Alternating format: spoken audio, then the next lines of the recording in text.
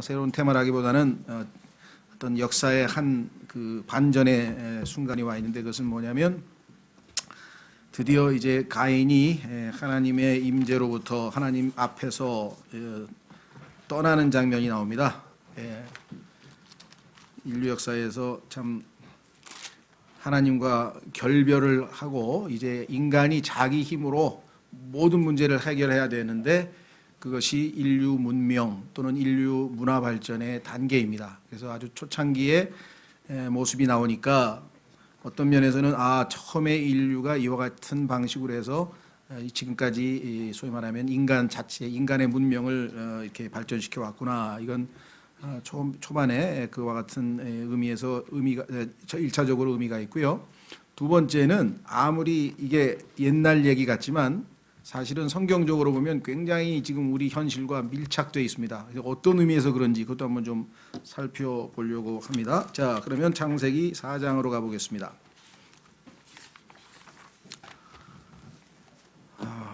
창세기에서 우리는 하나님의 창조에 대해서 살펴봤고, 두 번째는 창세기 3장에서 타락에 대해서 살펴봤습니다. 굵직굵직하게.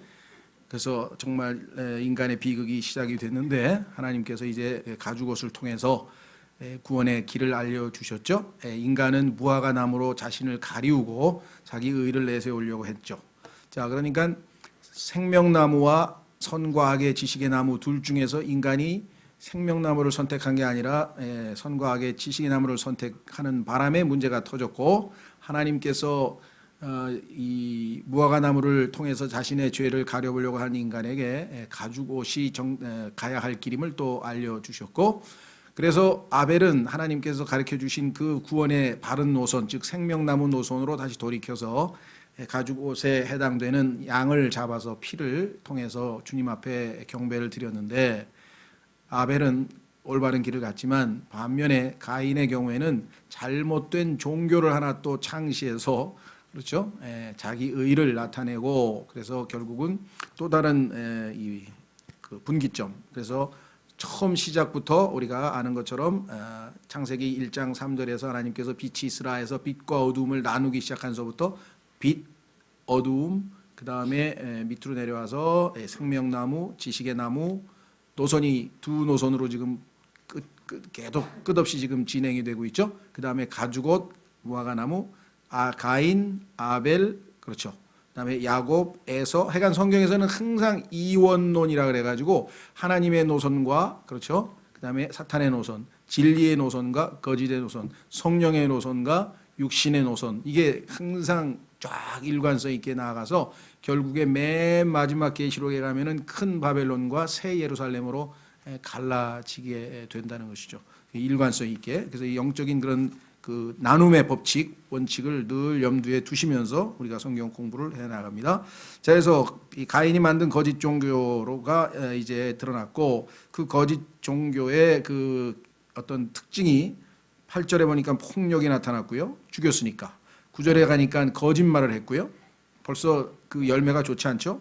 그 다음에 이제 소위 말하면 땅이 효력을 내지 못할 정도로 하나님의 어떤 땅만 저주받는 게 아니라 이제 이 일할 사람도 가인이 하나님으로부터 저주를 받게 되고, 그로 인해서 자신을 누군가가 죽일까봐 두려움과 공포에 휩싸이게 되는, 그래서 이 거짓 종교가 가져온 부정적인 결과까지 우리가 지난번에 이제 살펴보았습니다. 자, 그러면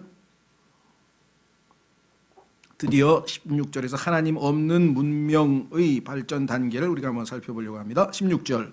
가인이 주 앞을 떠나, 드디어 이제 하나님과 결별하게 되네요.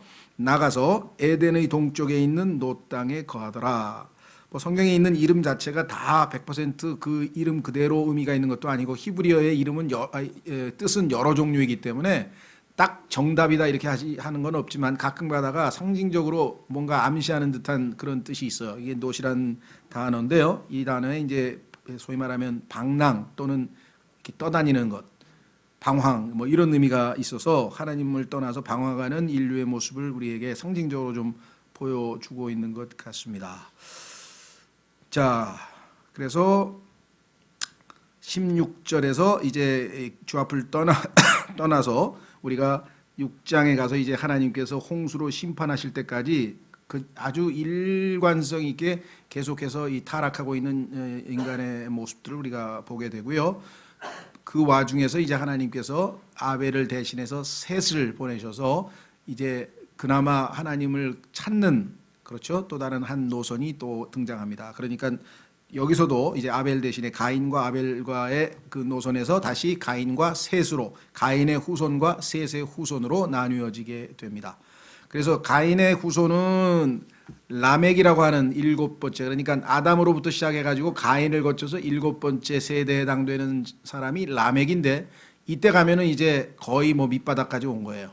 그래서 이제 뭐 아내를 뭐 두 명을 뭐 데리고서 뭐 그다음에 나를 상하게 해서 내가 그를 죽였다는 등, 뭐 우리가 볼 때는 이거 뭐 아주 그 하나님께서 이제 더 이상 폭력 때문에 그냥 놔둘 수 없어서 노아의 홍수를 통해서 심판할 단계까지, 즉 인류 문명이 타락서부터 노아의 홍수까지 약 1500년인데 이 1500년의 기간을 굉장히 압축해서 지금 기록을 해놨기 때문에 우리는 그냥 얼핏 보면 이게 금방 일어난 일 같지만 사실은 이게 누적이 돼서 결국은 7대 1에 와서는 라멕이라고 하는 사람으로 상징되는 아주 문화의 최악의 상태까지 가고요. 반면에 가인이 아니라 셋, 즉 아벨을 대체하는 셋의 노선으로 해서 또 다른 한 세대가 이어지는데 그 마지막 일곱 번째 세대가 에녹입니다.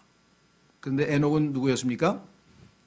교회를 예표하는 휴거가 된 사람이잖아요. 그죠? 죽지 않고 하나님께서 하나님과 동행하다가 하나님이 데려간 사람이잖아요. 그렇죠? 여기서 또 다른 또 라멕과 에녹의 노선이 또 대조되는 것이에요. 그러니까 성경은 항상 빛과 어둠으로 대조되는 방식으로 우리가 읽어내야 된다라는 사실을 미리 좀 말씀을 드리고요. 자, 아까 말씀드린 것처럼 이게 옛날 얘기가 아니다. 어떻게 할 수 있는가? 마태복음 24장 37절로 가보겠습니다. 창세기 4장, 5장, 6장이 사실 오늘날 우리 이 시대를 살고 있는 우리에게도 굉장히 아주 밀접한 관계가 있다. 마태복음 24장 37절에 보시면 예수님께서 이런 말씀을 하셨죠.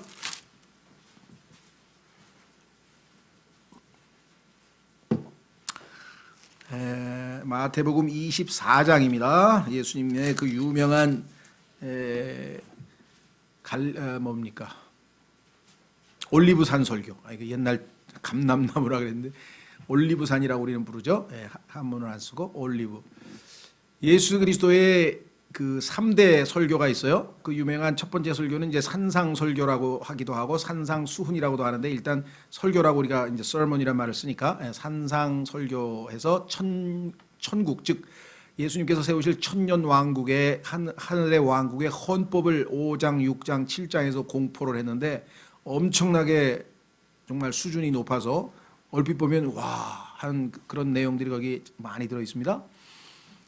두 번째는 예수 그리스도께서 이 다락방에서 설교를 하신 게 있어요. 그게 요한복음 13장입니다. 요한복음 13장에서 그 제자들의 발을 씻긴 다음에 실제 설교는 14, 15, 16장이에요. 성경에서 신약 성경에서는 일종의 지성소에 해당되는 부분처럼 예수님께서 아주 그 일반 대중을 대상으로 설교하신 게 아니라 친밀한 자기 사람들, 즉 뭐 이너 서클이라고 할 수 있죠.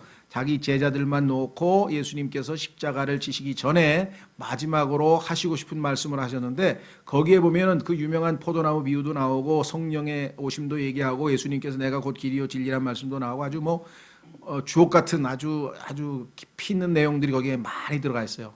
그 중에서도 요한복음 17장은 예수님께서 하나님께 직접 대제사장으로서 기도를 드리셨는데 그 기도의 깊이가 얼마나 심오한지, 그렇죠? 그래서 큰 소리로 들려주셨어요. 왜? 우리에게 그걸 가르치시기 위해서. 자, 그래서 그 다음에 이제 세 번째 유명한 설교가 오늘 우리가 지금 다루고 있는 그 올리브산에서의 예수 그리스도의 재림, 즉 종말에 관해서 제자들이 질문을 했을 때 그 종말에 관해서 하신 유명한 설교입니다. 그래서 이제 누가 그냥 신학을 공부한 사람들이 이런 걸 좋아하거든요. 예수님의 3대 설교가 무엇입니까? 뭐 이런 식으로 신학교 시험에 나와요. 이제 그러면 저 장신대나 사당주 청신 시험 보려고 다 외워야 돼. 자, 그래서 마태복음 24장이 바로 그 설교 중에 나오는 얘기입니다. 37절에 이렇게 나와 있네요. 오직 노아의 날들과 같이 사람의 아들이 오는 것도 그러하니라. 홍수 이전 시대에 노아가 방주로 들어간 그날까지 그들이 먹고 마시고 장가가고 시집가고 하면서 홍수가 나서 그들을 다 쓸어버릴 때까지 알지 못하였나니 사람의 아들이 오는 것도 그러하리라. 이렇게 말씀을 하셨죠. 예. 자, 그래서 환란 성도 휴거가 또 뒤에 나옵니다. 뒤에 나와 있는 것은 교회 시대가 아니에요. 이거 조심하셔야 됩니다. 예, 그때 두 사람이 들에 있을 터인데 하나는 붙잡혀가고 다른 하나는 남겨질 것이요. 데려감을 당한다. 하늘로 휴거되는 게 아니라요. 잡혀가서 감옥에 간다는 뜻이에요. 그러니까 이 잘못하면은 휴거로 이걸 잘못 해석해 놓으면은 이제 교회 시대의 휴거가 혼동하시면 안 돼요. 이거는 이미 교회 시대의 휴거는 끝났고 환란이 시작된 이후에 그 잡혀가지 않고 남게 될 사람에 대한 이야기이기 때문에 비슷한 문맥에서 잘못 오해하시면 안 되고요. 자, 중요한 거는 오늘 창세기 4장과 관련해서 홍수 이전 시대에 대한 얘기입니다. 그러니까 4장, 6장, 7장이 오늘날 예수 그리스도의 재림을 기다리고 있는 우리 이 시대의 문맥과 굉장히 유사하다라고 하는 것이죠. 자, 여러분 창세기 6장을 가보겠습니다. 문맥만 지금 확인합니다. 어떤 문맥에서 우리가 이걸 봐야 되느냐. 그러니까 옛날 아주 옛날에 문명이 처음으로 시작되던 때 이렇게 생각을 하면 안 되고요. 지금 현재도 우리에게는 굉장히 아주 문맥이 맞다. 창세기 6장 1절에 사람들이 지면에서 번성하기 시작하고 그들에게 딸들이 태어나매 하나님의 아들들이 사람들의 딸들과 또 그들이 아름다운 것을 보고 자기들이 택한 모든 자를 아내로 삼으니라. 거의 우리나라에서 약 90% 그러니까 구원받은 사람을 얘기합니다. 구원받은 그리스도인들 가운데 약 90%가 여기에 나와 있는 하나님의 아들들은 셋의 후손들이고 그 다음에 이 사람의 딸들은 죄송합니다. 하나님의 아들들은 이 타락한 가인의 후손이고 그 다음에 이 사람의 딸들은 셋의 경건한 셋의 후손이다. 이렇게 해석을 합니다. 90%가. 그리고 킹제임 성경 진영에서도 일부 그렇게 받아들이는 사람들도 있어요. 그런데 이제 이거는 조심해야죠. 왜냐? 성경에서 하나님의 아들들이라고 하는 단어는 문맥에 따라서 네 종류로 쓰여요. 네 종류. 그러니까 예수 그리스도께서 하나님의 아들이시다 해서 예수님께서 the 정관사 바로 그 the Son of God 바로 그 하나님의 아들 한 분, 온 우주에 딱 한 분 하나님의 아들, 창세기 1장 1절 이전에 계셨던 하나님의 아들, 그렇죠? 아버지와 아들과 성령이 계셨는데 창세기 1장 1절 창조도 되기 전에 영원 전부터 계셨던 그 하나님의 아들 딱 한 분이시죠. 예수 그리스도. 그렇죠? 예. 그런데 성경에 보니까 창세기 1장 1절에 하나님께서 하나님의 아들들을 많이 창조하셨어요. 창세기 1장 1절과 1장 2절 사이에 특히 창세기 1장에서 하나님께서 하늘과 땅을 창조하셨는데 하늘을 창조하시고 그렇죠? 그러한 하나님의 아들들 이게 이제 천사들인데요. 창조하신 다음에 땅을 창조하실 때 이 천사들이 찬송을 불렀다고. 왜? 너무나 하나님의 솜씨가 놀라워서 이렇게 성경에 써 있어요. 자, 한번 확인해 보겠습니다. 이 성경이 하나님의 아들들이란 단어 하나를 잘못 해석하면 엄청난 문제가 생깁니다. 자, 확인해 보겠습니다. 욥기 38장.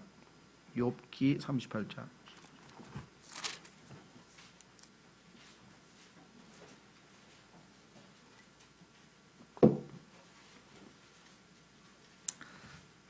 욥기 38장은 예수 그리스도의 재림 문맥인데 왜냐하면 회오리 바람이 부는 것과 성경에서 예수님이 재림하실 때를 항상 연관시켜 놨는데요. 자, 우선 이 문제는 뒤로 미루고 4절부터 하나님께서 욥에게 직접적인 질문을 하십니다.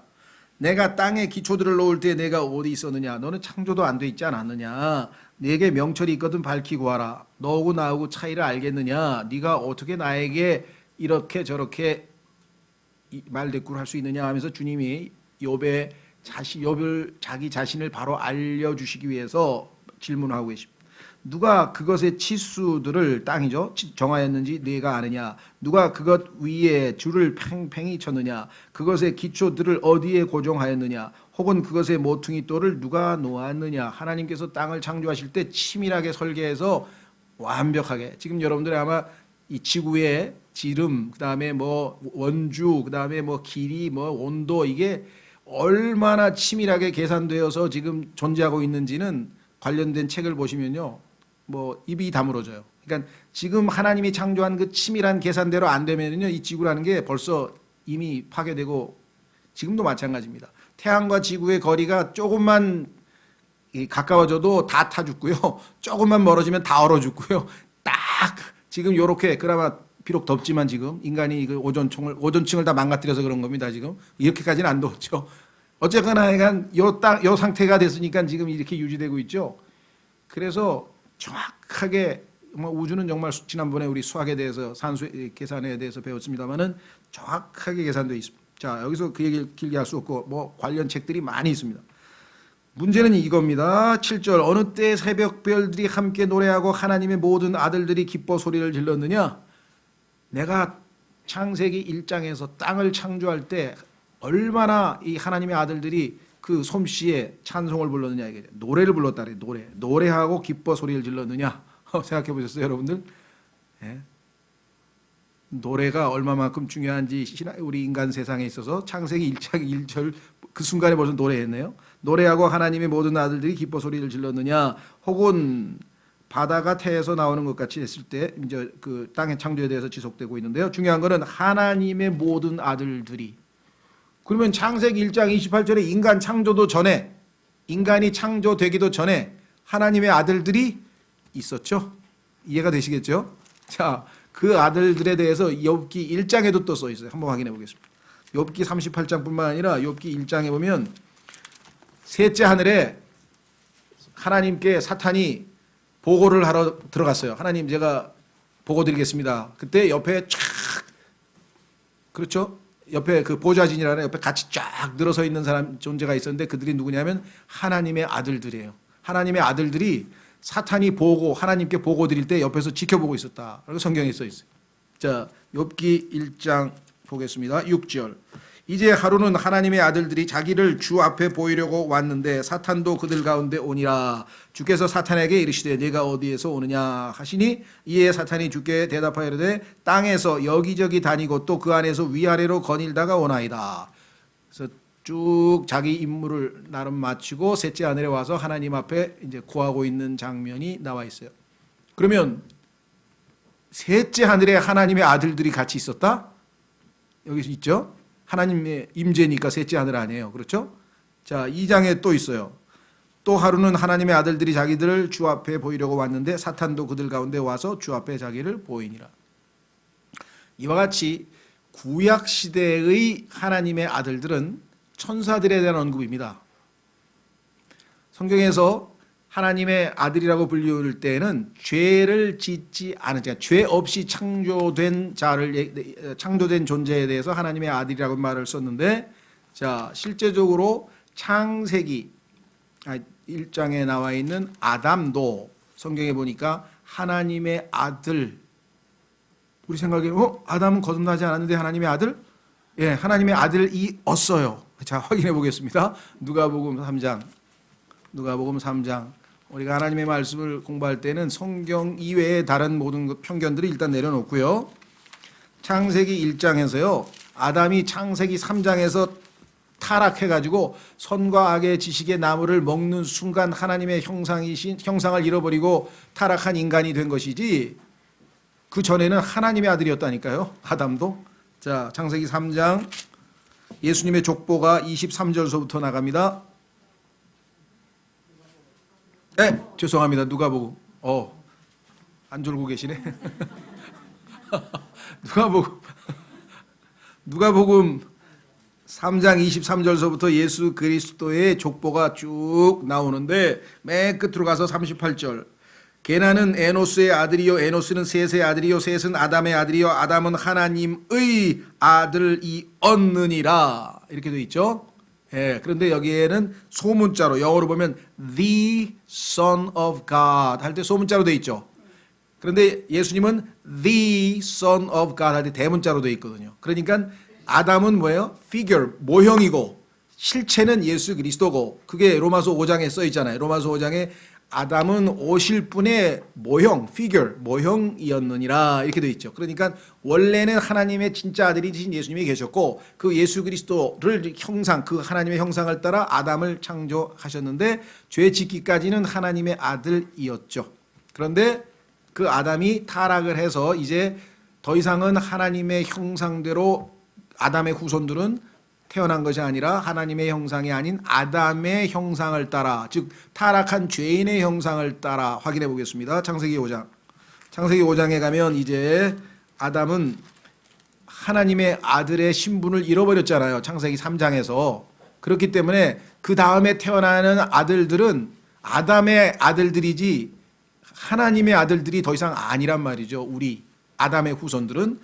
자, 창세기 5장 1절, 이것은 아담의 세대들에 대한 책이라. 하나님께서 사람을 창조하신 날에 하나님의 모양대로 그를 만드시되 그분께서 그들을 남성과 여성으로 창조하시고 그들을 창조하시던 날에 그분께서 그들에게 복을 주시며 그들의 이름을 아담이라 부르시니라. 자, 그러면 아담은 하나님의 모양대로라고 분명히 1절에 써 있는데 3절, 아담이 130년을 살며 자기 모양대로, 하나님의 모양이 더 이상 아니죠? 차이를 아시겠죠? 자기 모양대로 자기 형상을 따라 아들을 낳아 그 이름을 셋이라 했더라. 그래서 이들은 다 죽잖아요. 하나님의 아들은 안 죽는데, 그렇죠? 하나님의 아들의 신분을 잃어버린 타락한 아담의 모양대로 우리가 태어났죠. 그러면 이 사람들이 하나님의 아들들이 될 수 있는 유일한 방법이 뭐냐? 그게 요한복음 1장에 써 있잖아요. 가보겠습니다. 요한복음 1장. 하나님의 아들들이 지금 4종류가 있다 그랬어요. 그래서 성경에서 하나님의 아들 나오면 다 똑같은 게 아니기 때문에 혼동하시면 성경을 해석할 수 없다 그랬죠. 요한복음 1장 11절, 그분께서 자기 백성에게 오심에 그분의 백성이 그분을 받아들이지 아니하였으나, 유대인들이 거부했죠. 그분을 받아들인 자들, 곧 그분의 이름을 믿는 자들에게는 다, 누구든지, 이방인이든 이방인이든 유대인이든 상관없이 누구든지 다 하나님의 아들이 되는 권능을 그분께서 주셨으니, 이들은 혈통으로나 육신의 뜻으로나 사람의 뜻으로 나지 아니고 오직 하나님에게서 태어난 자들이니까 당연히 하나님의 아들이죠. 그렇다면 구약의 하나님의 아들들은 천사들이고, 그렇죠? 그 다음에 하나님의 아들, 그 원래 창세 이전에, 즉 영원 전부터 계신 하나님의 아들이신 예수 그리스도가 있고, 그렇죠? 예. 그 다음에 창조될 때 하나님의 아들이었다가 타락한 아담이 있고, 그렇죠? 그 아담의 후손으로 태어나서 그 다음에 뭐야? 거듭남으로써 예수 그리스도를 영접하고 믿음으로써 하나님의 아들들이 된 우리가 있고 이해가 되세요? 예. 자, 고린도전서 6장으로 갑니다. 고린도전서 6장에 가면요, 여러분과 제가 지금 신분이 상당히 긍지를 가지셔야 돼요. 교만할 필요는 없죠. 교만할 필요는 없는데 긍지를 가지셔야 돼요. 왜? 고린도전서 6장, 교회 안에서 성도들끼리 재판을 합니다. 뭐 여러 가지 종류의 재판이 있어요. 제가 뭐 좋은 일도 아니니까 길게 얘기할 필요도 없이, 하여간 이제 문제가 생긴다 이게. 그럴 때 하나님께서 하나님의 말씀을 통해서 뭐라고 지적했나 보세요. 1절, 너희 중에 누가 다른 사람과 문제가 있을 때 감히 불의한 자들 앞에서 고소하고 성도들 앞에서 하지 아니하느냐. 하나님의 아들들이 다 앉아있는데, 여기 재판관들 앉아있는데 이 사람들 놔두고 왜 불의한 세상 사람, 믿지도 않고 구원 못 받은 사람들 앞에 가서, 그 사람들은 성경에 보니까 짐승이라 그랬는데 짐승과 같다고 성경에 보면 짐승들한테 가서 재판해달라고 말이 되느냐 이 말이죠. 그래서 2절, 성도들이 세상을 판단할 것을 너희가 알지 못하느냐. 세상도 너희에게 판단을 받겠거든 너희가 가장 작은 문제들을 판단하는 것도 감당하지 못하느냐. 분쟁이 생기든 다툼이 생길 때에는 교회 성도들이 하나님의 말씀을 근거로 얼마든지 판단할 수 있는데 어찌 그런 짓을 저질렀느냐 하면서 우리에게 이렇게 말씀했어요. 3절, 우리가 천사들을 판단할 것을 너희가 알지 못하느냐. 예수 그리스도와 함께 지상에 재림하면은요, 여러분과 제가 재판장이 돼서 천사들을 재판한다고. 그 어떤 천사들입니까? 아까 창세기 6장에서 하나님의 아들들이, 천사들이 타락해서 지상에 내려와서 사람의 딸들과 혼인하고 그들을 지하 감옥에다가, 지금 타타수라고 하는 지하 감옥에다가 가둬놨는데, 그 하나님의 아들들을 예수님을 믿은 우리 하나님의 아들들이, 즉 구약의 하나님의 아들들을 신약의 하나님의 아들들이 재판하도록 하나님께서 성경에다가 정해 놓으셨다 이 말이에요. 왜 그럴까요?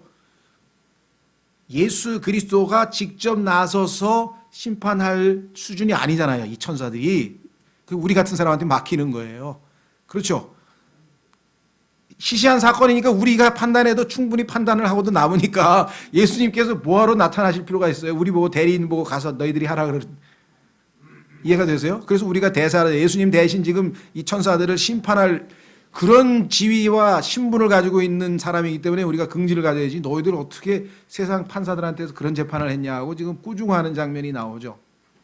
그렇다면은 창세기 6장에 나와 있는 하나님의 아들들이 타락한 천사들이죠. 그렇죠. 확인해 보겠습니다. 이 성경 공부하는 그 방식을 한번 이번에 이렇게 한번 훑어보면 좋겠어요. 자, 베드로 후서로 가보겠습니다. 베드로 후서.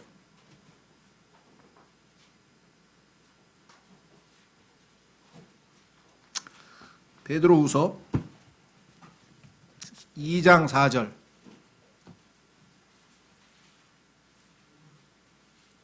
오늘 성경 찾는 게 안 지루하고 재밌으시면은 많이 익숙해지신 거고요.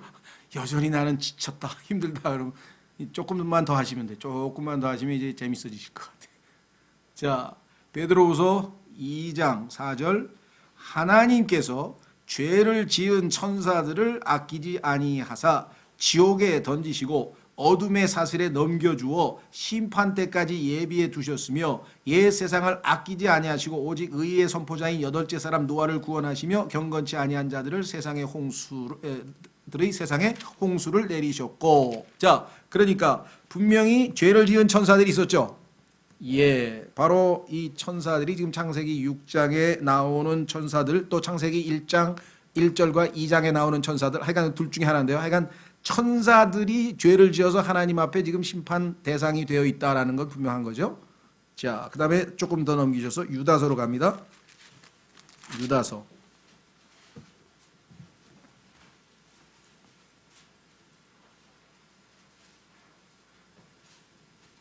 (6절)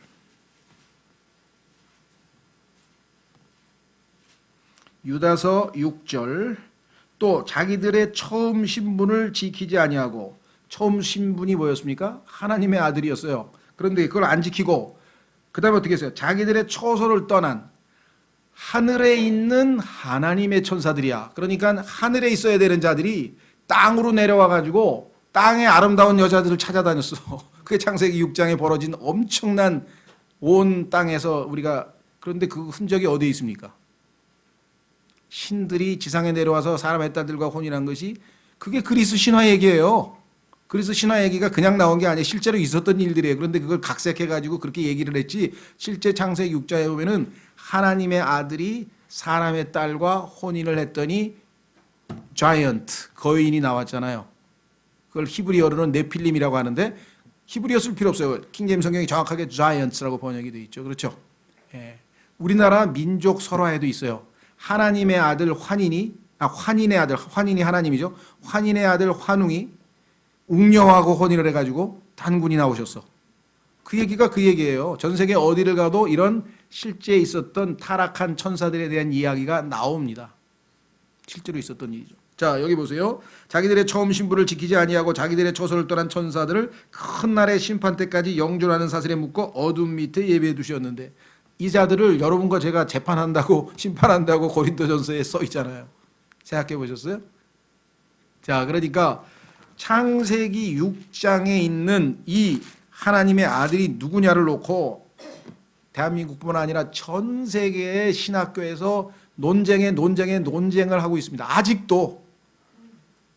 우리가 생각할 때는 지금 성경 한 10개 찾아보니까 다 답이 있네, 이 안에. 그렇죠? 근데 뭘 이걸 가지고 또 논쟁을 해? 이해가 되셨어요? 그러니까 우리나라에서는 이런 성경을 성경으로 해석하는 하나님의 해석 방법을 따르는 게 아니라, 가만히 있어봐.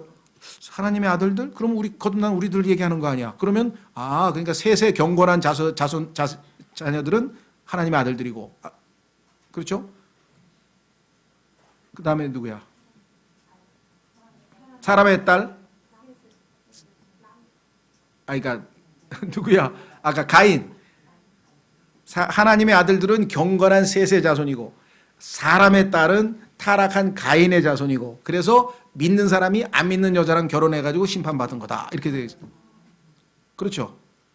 그래서 오늘날도요, 믿는 그리스도인이 안 믿는 여자랑 결혼하지 말라고 할 때 이 구절을 가지고 설명하는 거예요. 보세요. 여기 하나님의 아들이 사람의 딸하고 결혼을 했더니 이렇게. 근데 오늘날 아무리 결혼해도 자이언트가 나온 건 아직 못 봤는데. 그렇죠. 예쁜 애만 나오더라고. 그렇죠. 만약에 그게 그거라면 오늘날에도 무슨 이상한 저기가 나와야 될 거 아니에요. 자이언트가 나오든 뭐가 일이 벌어져야 될 거 아니에요. 그렇죠. 이와 같이 이 성경을 해석하려면 성경을 성경으로 풀어서 설명하는 것만이 유일하게 성령님의 해석이에요. 지금 제가 여러분들에게 제 의견을 드린 게 아니라 성경에 나와 있는 성경 구절만 지금 계속 찾아서 답이 저절로 나왔잖아요. 그렇죠? 여러분들 갭은 있다라는 책도 보면 전부 그 얘기잖아요. 그냥 찾았더니 답이 저절로 나오더라고요. 무슨 갭에 대해서 논쟁할 필요가 없어요. 있어 그냥 자동으로. 왜? 성경을 찾아서 해석을 해보니까. 이렇게 안 하면 지금처럼 하나님의 아들이 신약하고 구약하고 완전히 다른 얘기잖아요. 지금 찾아보니까. 그렇잖아요. 어떻게 셋째 하늘에 하나님의 아들들이 올라가 있고 사탄하고 같이 앉아 있고 이런 말이 나오냔 말이에요. 그러니까 천사들이라는 게 금방 드러나는데 성경을 성경으로 해석을 안 하면 놀랍게도 90%가 넘는 사람. 겨자씨 90%다 믿음으로 해석. 그러니까 성경을 잘못 해석하는 것은 하나님께서 가르쳐 주신 그 해석 방법대로 안 했기 때문이에요. 확인해 보겠습니다. 자, 고린도전서 2장. 다른 구절들을 해석할 때도 여러분들 그냥 무조건 고지 들으시면 안 돼요. 왜? 성경을 성경으로 찾아서 성경으로 설명을 해줄 때만. 그렇죠. 아까 이디오피아 내시가 들을 때 성경을 성경으로 찾아서 설명을 해줄 때만 펴서. 자, 죄송합니다. 고린도전서 2장. 지금 제가 하고 있는 역할은 아까 사도행전에서 빌립이 했던 가이드 노릇을 하는 거예요. 제가 성경 구절을 지금 가이드 해드리고 계잖아요. 제가 뭐 특별한 거 얘기한 게 뭐가 있어? 성경만 찾아서 읽어드렸잖아요. 그 가이드잖아요. 가이드는 먼저 가봤으니까 뭐 가회동도 가보고 창덕궁도 가보고 다 가봤으니까 여기로 가면 골목길이 있고 여기 가면 무슨 다른 사람 잘 모르는 특별한 흥선대원군에 뭐가 있고 이런 거니까 찾아서. 자, 고린도전서 2장 9절. 그러나 이것은 기록된 바 하나님께서 자신을 사랑하는 자들을 위하여 예비하신 것들은 눈이 보지 못하였고 귀가 듣지 못하였으며 사람의 마음속에 들어가지도 못하였도다 함과 같으니라. 이것이 성경적 견해고요. 이 세상에 있는 지식인 중에 최고봉을 우리가 보통 필로소퍼, 지시해를 사랑하는 사람들, 철학자들이잖아요. 이 세상의 철학자들은 뭐라고 하는 거냐면 고린도전서 2장 9절은 틀렸다는 거예요. 그럼 뭐냐? 그러니까 눈으로 본 적도 있고 귀로 들은 적도 있고 마음에 이미 들어있다. 그래서 인간은 태어나면서부터 진리와 지혜가 인간의 속에 이미 내재되어 있다. 다 가능성이 있다는 거죠.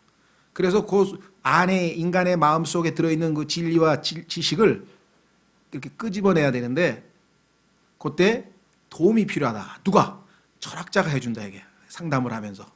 그러면 자동으로 깨달은다 이게. 진리를 깨닫고 득한다 이거죠. 그렇죠? 체득한다. 그래서 마치 엄마 뱃속에 있는 아기, 옥동자를 도와주어서 산파가 아이를 바깥으로 끄집어내는 역할을 하는 것처럼 철학자들이 하는 일이 뭐냐? 산파의 역할을 하는 거다. 산파. 성경적인 사역자가 가이드 노릇을 하는데 이 사람들은 산파 노릇을 한다는 거예요. 왜? 안에 있다는 거예요. 옥동자가 있듯이. 그래서 철학에서 이 방법론을 산파술이라고 그래요. 철학이 뭐냐? 이게 산파술에 의해서 진리를 본래적으로 인간이 안에 내재해 있는 진리를 끄집어내 주기만 하면 된다. 외부로부터 듣고 배울 필요 없다. 성경은 뭐예요? 창세기 3장에서 이미 타락한 인간은 하나님의 진리와 지혜를 들은 적도 없고 본 적도 없고 마음에 들어간 적도 없고 철저하게 뭐예요? 하나님의 영이 우리에게 가르쳐줘야 우리가 비로소 알게 된다. 차이를 정반대라는 거 아시겠죠? 예, 여기 써 있잖아요. 자, 그래서 10절. 그러나 하나님께서 자신의 영으로 우리에게 그것들을 계시하셨나니, 하나님께서 예비하신 거죠. 이 9절에 진리와 지혜와 화평의 길과 이 땅의 모든 중요한 하나님의 지혜를 다 어떻게 했느냐? 계시하셨느니 어떤 방식으로 계시하셨냐? 성령께서는 참으로 모든 것, 즉 하나님의 깊은 것들을 살피시느니라. 그러면서 쉽게 이해할 수 있게 해줬어요. 어떻게 이해하느냐? 11절. 사람의 것들을 사람의 속에 있는 사람의 영 외에 누가 알리요? 이와 같이 하나님의 것들도 하나님의 영 외에는 아무도 알지 못하느니라. 여러분의 속 마음, 가장 깊은 곳에 있는 여러분의 그 본래적으로 가지고 있는 거는 아무도 모르죠. 그렇죠? 내 마음 누가 아는 사람 있나요? 아무도 모릅니다. 내 안에 있는 내 영만 알아요.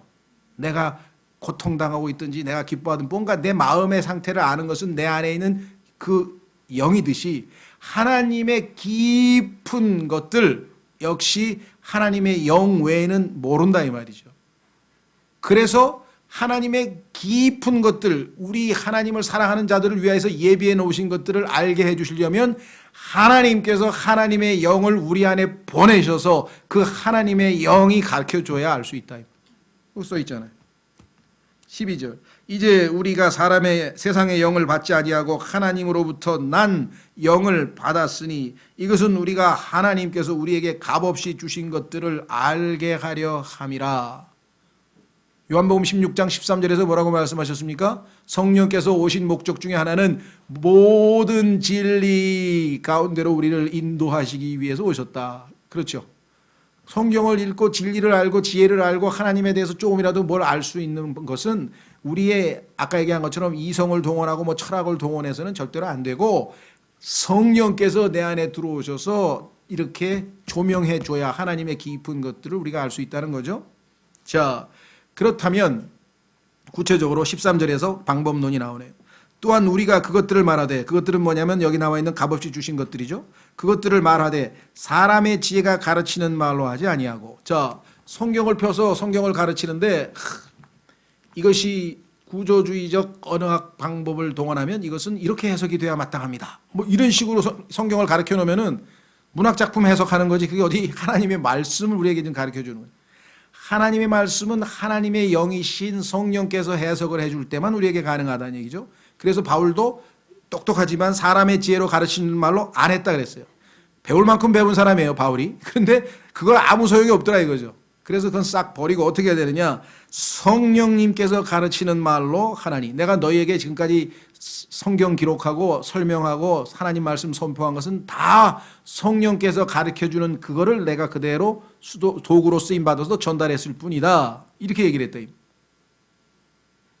문제는 저처럼 이렇게 강대상에 서서 하나님 말씀을 전하는 사람들이 다 나는 성령님께서 사용하고 계십니다.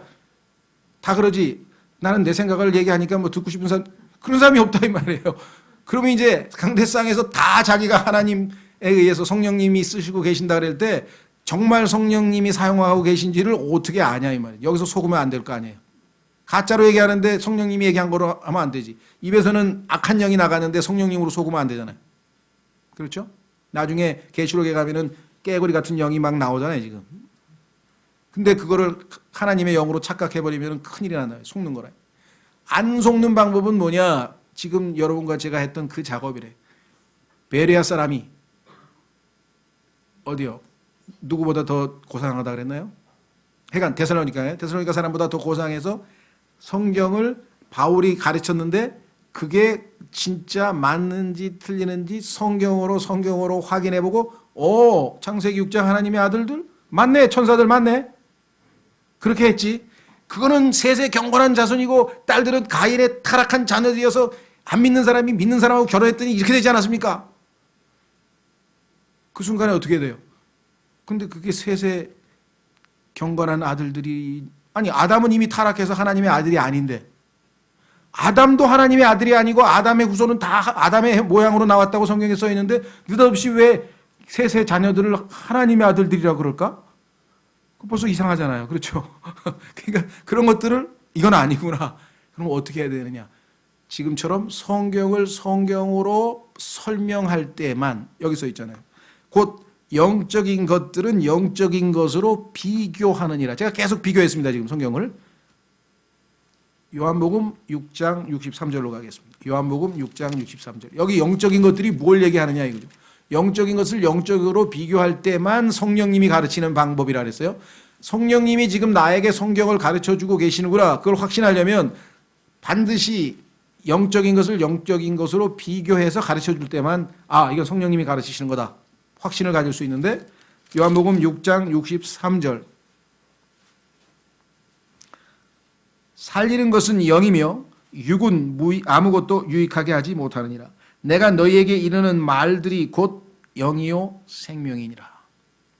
그러니까 성경 구절을 성경 구절로 지금 제가 창세기 6장에 하나님의 아들을 놓고 다른 하나님의 아들이라고 하는 나오는 성경 구절들을 지금 부지런히 여러분들에게 가이드해서 다 찾아서 쫙쫙 비교해 보니까 구약의 하나님의 아들들은 천사들, 이들이 타락해서 지상에 내려와서 이렇게 큰 홍수의 심판을 원인을 제공했구나.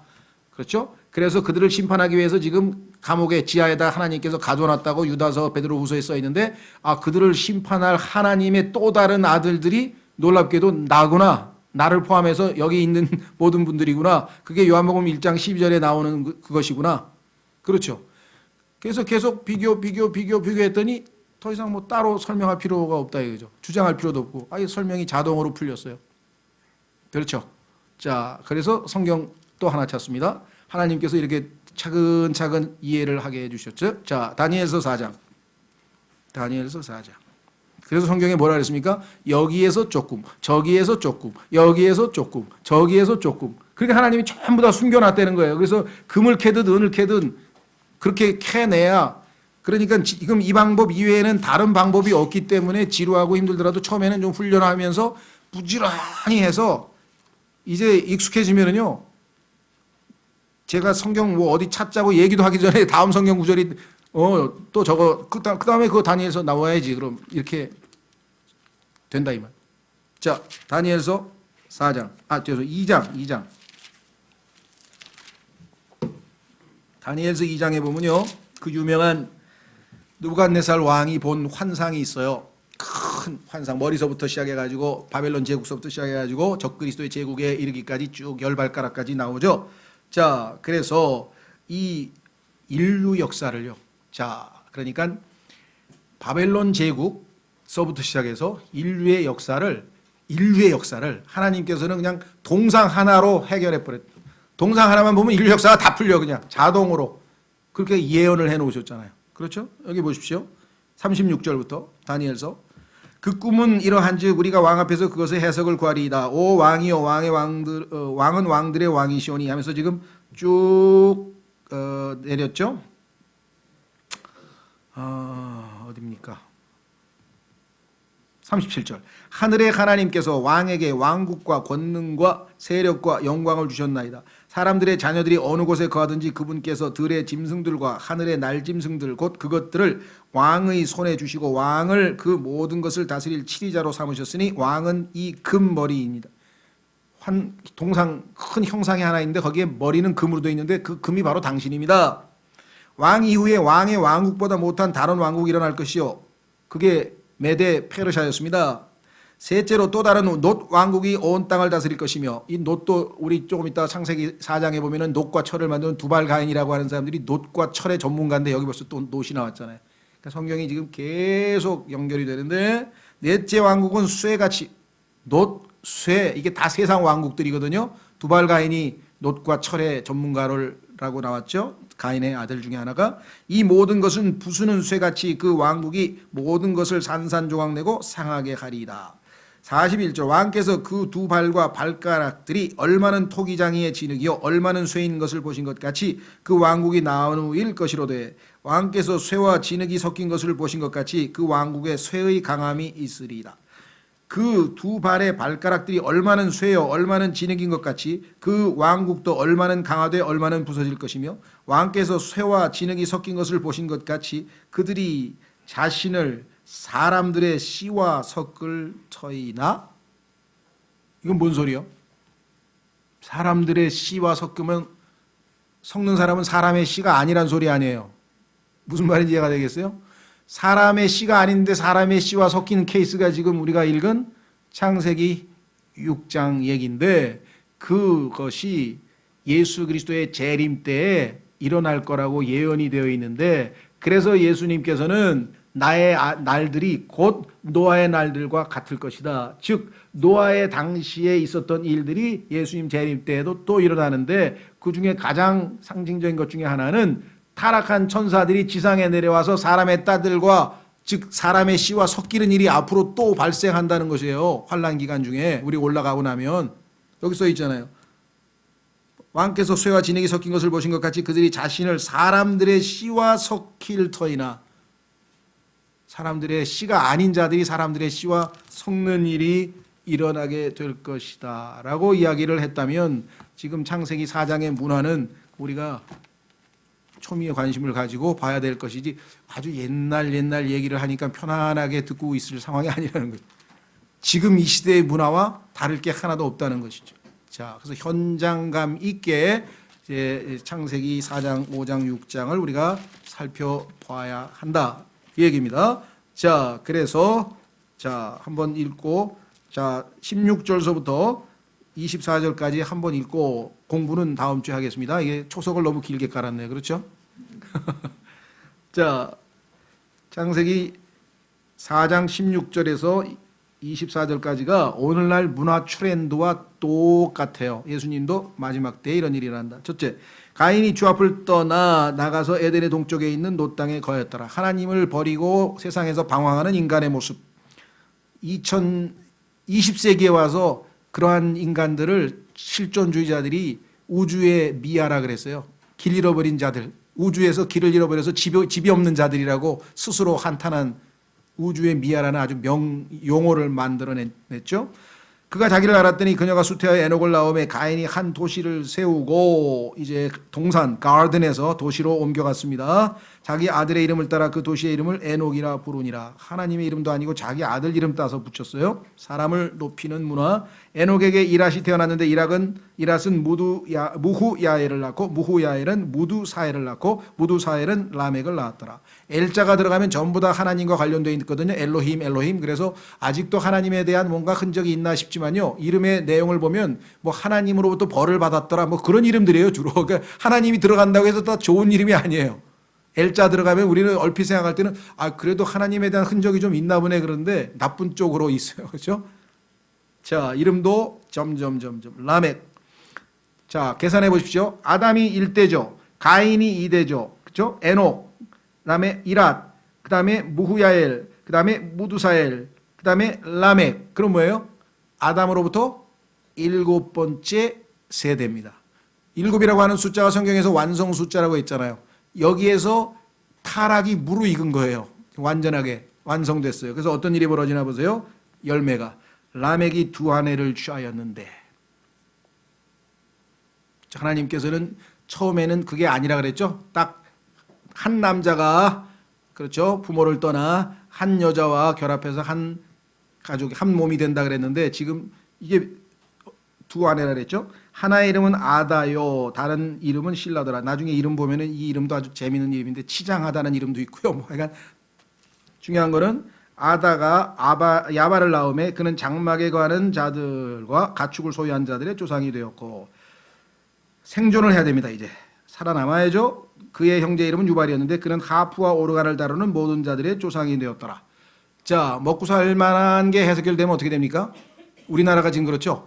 2만 달러를 넘어가면서부터 먹고 살만하니까 교회를 다 떠나서 노래방으로 다 가버렸어요. 사람들이. 띵까. 지금 교회는 점점 숫자가 줄어들고 있어요. 지금. 그때가 1000만인가 1200만 됐는데요. 2만 달러서부터는 올라가지 않고 내려가서 지금 800만까지 줄어들었어요. 지금. 그죠? 레저 산업. 요즘에 뜨는 레저 산업은요. 여기 나와 있는 순서대로 가게 돼 있어요. 자, 그 다음에 이제 어떻게 됩니까? 신라도 두발가인을 낳는데 스스로 놋과 쇠로 된 것을 만드는 장인을 가르치는 자요. 무기 오늘날 무기 결국은 이 모든 것들은 뭐냐면 생존을 해야 된다. 인간은 그렇죠? 먹고 살아야 되니까. 그 다음에 생계를 생활수단. 그 다음에 먹고 살만하면 아까 얘기한 것처럼 오락을 해야지. 오락. 오락이 문화의 트렌드가 되고 요즘은 뭐 예능 만능 시대가 되어버렸죠. 네. 나중에 또 찾아가 보겠습니다. 그 다음에 이제 말한 것처럼 큰 이제 무기를 통해서 스스로를 방어해야 되는 지금 뭐 엄청난 소용돌이 가운데 우리나라도 지금 중심에 서 있어서 뭐 무슨 사드 만들었더니 뭐 논달에 막 저기 소련하고 이 러시아하고 중국이 지금 어마어마하게 반발하고 있죠. 막 전쟁 분위기를 띄우고 막 이런 일들이 지금 벌어지죠. 자, 그 다음에 두발가인의 누이는 나아마더라. 라멕이 자기 아내들에게 이르되 아다와 실다여 내 음성을 들어라. 첫 번째 멋진 시를 썼는데 희한한 시를 썼네요. 라멕의 아내들이여 너희는 내 말에 귀를 기울이라. 내가 내게 상처 입힌 남자를 죽였고 나를 다치게 한 청년을 죽였느니라. 폭력이 아주 그냥 유행병처럼 오늘날 보세요. 막 길 가다가 할아버지 뭐 가다가 막 사람들을 막 몽둥이로 막 무슨 병? 조현병? 뭔 병이 있어가지고 지금 그런 사람이 지금 한둘이 아니에요. 그런 분들이 지금 의료보험에 아마 상당 부분을 다 약값으로 다 하도 사회가 지금 막 스트레스 받고 그러니까 정신적인 문제가 있는 분들이 어마어마하게 많고 그분들은 장기적으로 약을 먹어야 되고 이런 일들이 지금 벌어지죠. 자, 가인을 위해 7배로 복수할진데 참으로 라멕을 위해서는 77배로 복수하리라. 지금 이 문화 트렌드에 대해서는 다음 시간에 살펴보도록 하겠습니다. 오늘은 성경을 찾는 데 있어서 가장 기본적인 그 방식을 한번 우리가 이 성경 공부를 해 나가는 데 있어서 한번 복습한 셈이네요. 자, 다 같이 일어나셔서